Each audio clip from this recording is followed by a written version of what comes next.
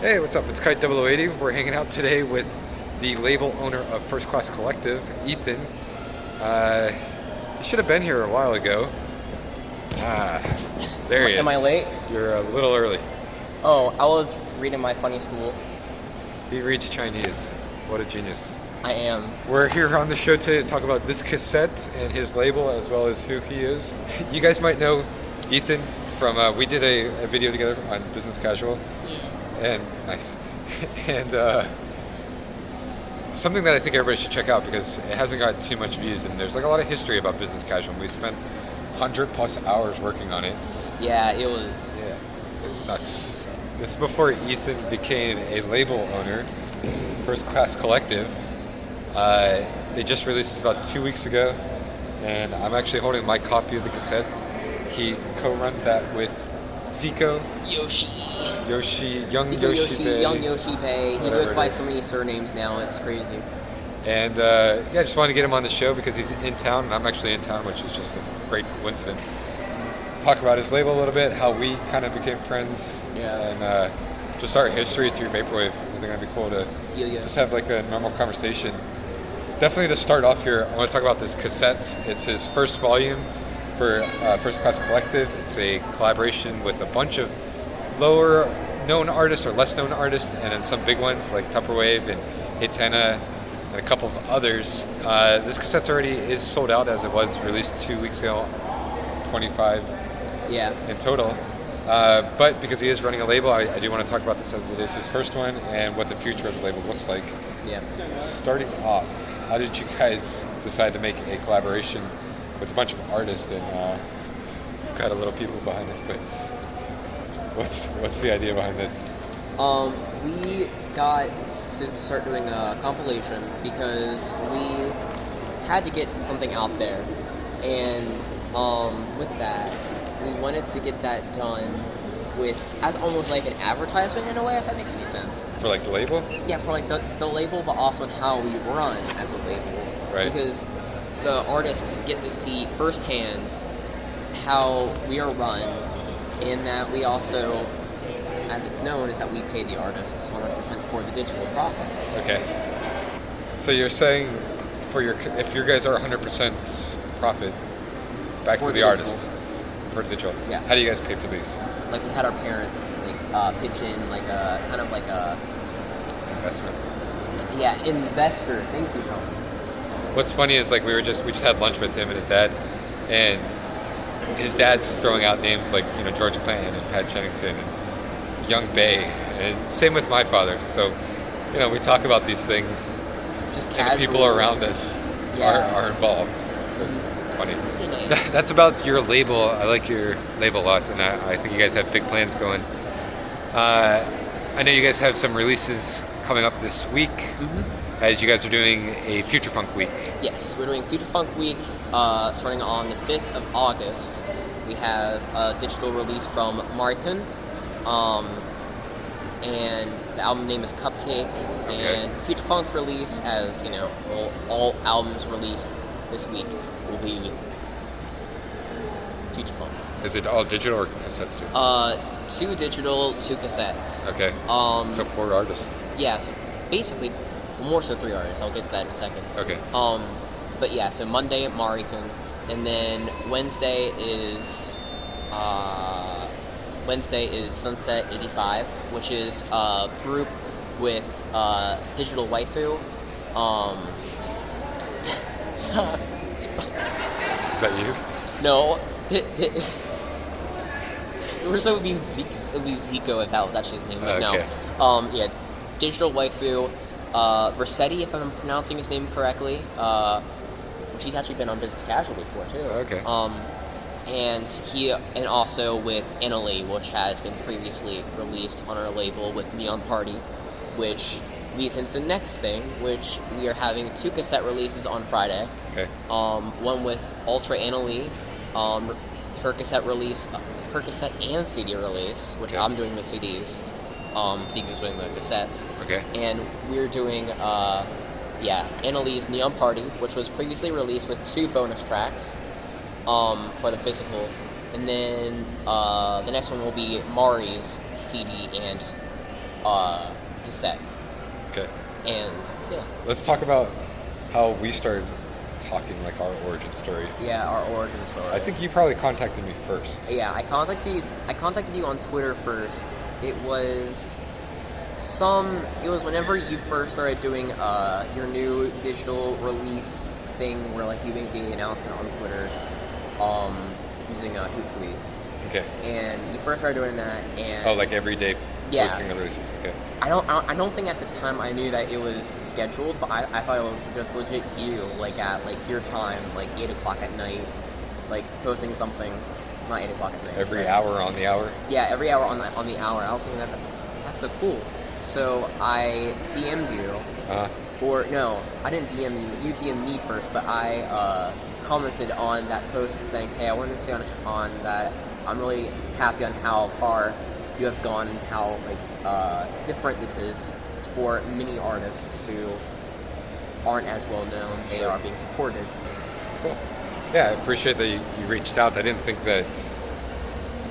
I think at that point I didn't really know who you were. I thought the MiddleClassComfort thing sounded cool, and I think you also introduced that you also kind of ran a YouTube channel.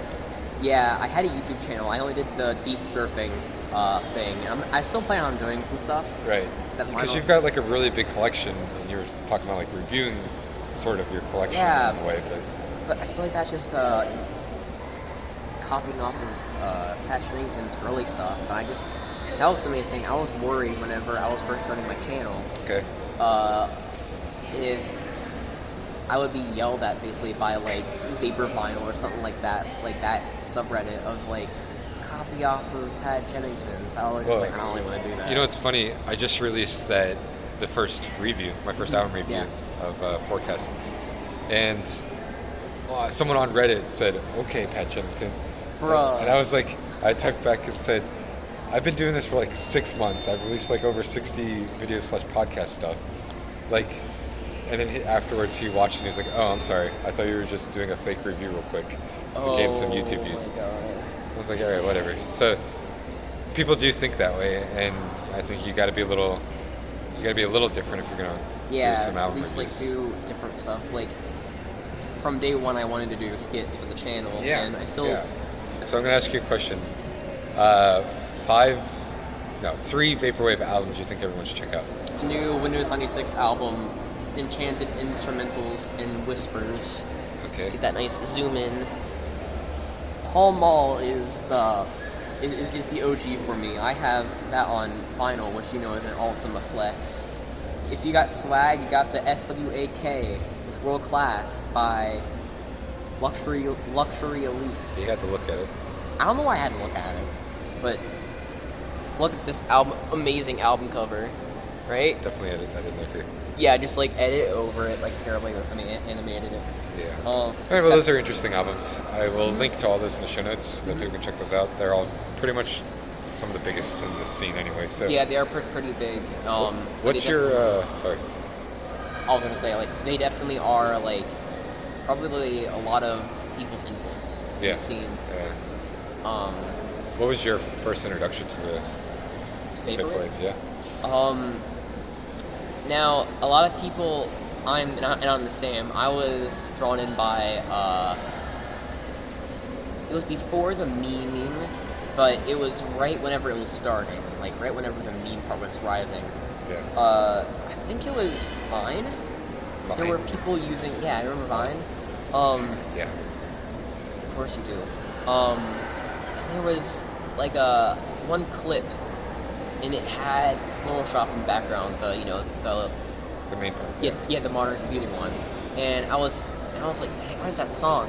So I looked it up everywhere. Like I was looking up like songs using like memes and stuff like that. I tried to find everything. Now when I was looking for that, I found it's not Vaporwave, but Home Resonance. Okay. And I found that through, I don't know how I found that. I just like ran into it since it was like in my recommendations. I listened to that. I was like, oh, that's lit. It's fancy, man. So I listened to that, I liked it a lot, and then like almost a day later, I think I ran into 𝓔𝓅𝓱𝓪𝓷, and I listened to it. I was more so freaked out. I actually deleted the album cover from my iTunes because I did not want to see that creepy ass looking Bust. bust. How old are you? 12. Yeah, about 12, 11, 12. So it's only 3 years ago. Yeah, it was only 3 years ago, but I've grown a lot since then. Like, Really? I'm a big boy now. Sick. Interesting. Yeah. But I guess I should also add this backstory is that I found those songs at my grandparents' house, and it still always gave me like a slight of a memory in a way because it was summer. So of course the memories of that summer, it was very eventful. Had a lot of fun stuff in that with my cousins and my grandparents. And then what made it even more nostalgic was quite recently, whenever my grandfather had a heart attack a while ago. And this is a little bit darker of a take on it, but already they've moved out of the house, so it's kind of just like a lost memory in a way, if that makes any sense. Yeah. It's kind of just like a way that it kind of just resonates for me. So it's whenever I hear Floral Shop or Home Residence, and my first introduction into electronic music was actually in that same area also. I was at that house and I heard Discovery, Daft Punk. So that definitely had like a whole thing with it. But now my grandmother lives in North Carolina, so I'm here. So, Interesting. yeah, So definitely. Vaporwave brought you to this mall to be in this video. Yeah, this is my life story. I can die peacefully now. Yeah. Cool, yeah. My connection to Ethan actually occurred before I even knew who he was. Yeah. How's the story go? Like in the early stages of Music's the Hang Up, I was trying to figure out a way to be in the constant eye. This bug. I hate it. Stop. No, wait. I was trying to be in the constant eye of the Vaporwave scene. And I was trying to think of like, what kind of idea what can I do? And so I was driving to work one day, literally fully focused inside my brain. You know, one of those moments where like, well, you don't know. You can drive without thinking. You'll experience it one day. I know. I play American Truck Simulator, so I know all the feels. Okay. Have you listened to that Oil Rig album? I think I have, yeah. Okay. No, the Vaporwave album by whatever. Ezra Sands? Ezra Sands, yeah. Yeah, I listened to Okay, it. it's pretty bad. But anyway, I was sitting there driving, not thinking about the road, but thinking in my head about what I could do to promote Music's the Hang Up a little bit more.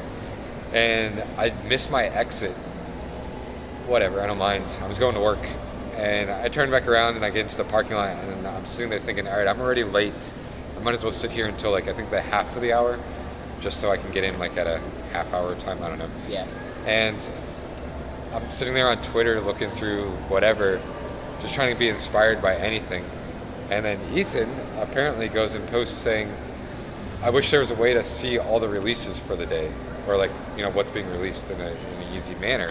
Yeah. And so this gave me like the idea of like, all right, I'll put a calendar on my website, and every single release I will talk about it on Music's the Hang Up, the website. Yep. And literally promote that on Twitter every single day. And I've been doing it ever since. So I don't know, that was probably about 5 months ago. Yeah, about That's 5-6 months ago. 5 months straight now. I've been every day doing a daily post with all the releases. And so I did that for a while, probably about 4 months. And we were talking, Yeah. and then I said like, I think you were asking where did you come up with the idea of the calendar or the daily or something. And I said somebody posted this thing, and I was like, Yeah. I took the idea, and then you go and say that was me. And I was like, I holy was. shit. And I at that was point, quiet. what's crazy is we had already worked on our video together. Yeah. And we've been talking for a while. So we already had like a connection in a way. Yeah. Like everything. Before we even knew. Yeah. So that was awesome. That was insane. I was like, wait a second. I don't think I asked about the calendar. I asked about like. You just wanted like an easy way to know all the releases, the physical releases. Yeah. And I thought. And like a way to communicate with like the labels, and like the labels can also like Submit. like separate their times. They don't like go over each other's. Nobody's doing that though. I know, yeah, but that was. I like, think the that'd be idea. too hard to Yeah. organize. Yeah, so that's how that started. Thanks for giving me daily work. No problem, And, man. I actually don't even know if people check out the calendar, but it exists. Yeah, it exists. If you're listening or watching or something like that, just come on, check it out, man. It's fancy. I actually use it often. Do you? I do use it often. The problem is like nobody really promotes their releases quick enough. Yeah. It's the day of. No one's ever. A lot of people, like unless you're AE2 or business casual or you, I guess. Yeah. Most people don't say like we're releasing this Friday. They'll say like the day before. And part of the problem is like they don't put like a album art or like even what it's gonna, too much about it. So everybody likes to be mysterious. It's just like, hey, it's a future funk release and it's from this artist. Yeah. And you're like, okay. So it's hard for me to write something on that. So that's why it always is the day of. So if anything, it's just a good way to know. If you sign up, for like the newsletter or even just subscribe on my subscribe, but follow me on Twitter, you'll see what it is. Or even on the Discord, I post in there every day, the daily, and you guys get to see. And hopefully you can grab the physical media whenever it comes out, because that's really what the solution was trying to be. Yeah. But the problem is they sell out so quickly a lot of times. So even if I do promote it quick enough, yeah, but you miss out. Hey, if you're a label or something like that, make sure to, if you once you get the idea from someone. I think it was yeah. If you get like an album submitted to you as a label or an artist, or you have like a release date and plan, just talk to him or something like that. It doesn't hurt to let us know. Let him know, and then he can put it on the calendar. It's not going to give away anything. You can be somewhat secretive, but at least have his teaser or something like that. Right. Commercials work. That's what I mean. Within the first hour that I did the AIA from MTHU, that commercial already got 200 views. So 200 awesome. people already are aware of that album coming out, and it also had music playing in the background of that. So people like that, they're like, hey, I got to check that out, new tomorrow. So, I could even go over to you and tell you, hey. Well, that's why I didn't even know. Well, I only knew about this cassette because I cared, but I don't know who else you've released lately. I know about. I can just give you a whole timeline. It was the TWA and then changed to. Well, I could just look it up on your Bandcamp. That's true. It was very well. Show it on the screen. Interesting. Yeah, so that's our connection. And what's crazy is I just came back from London from the 𝓔𝓱𝓪𝓷 show, and this week I'm available. Excuse me. This week I'm available, and then next week I'm going on vacation with my family, and then you're gone.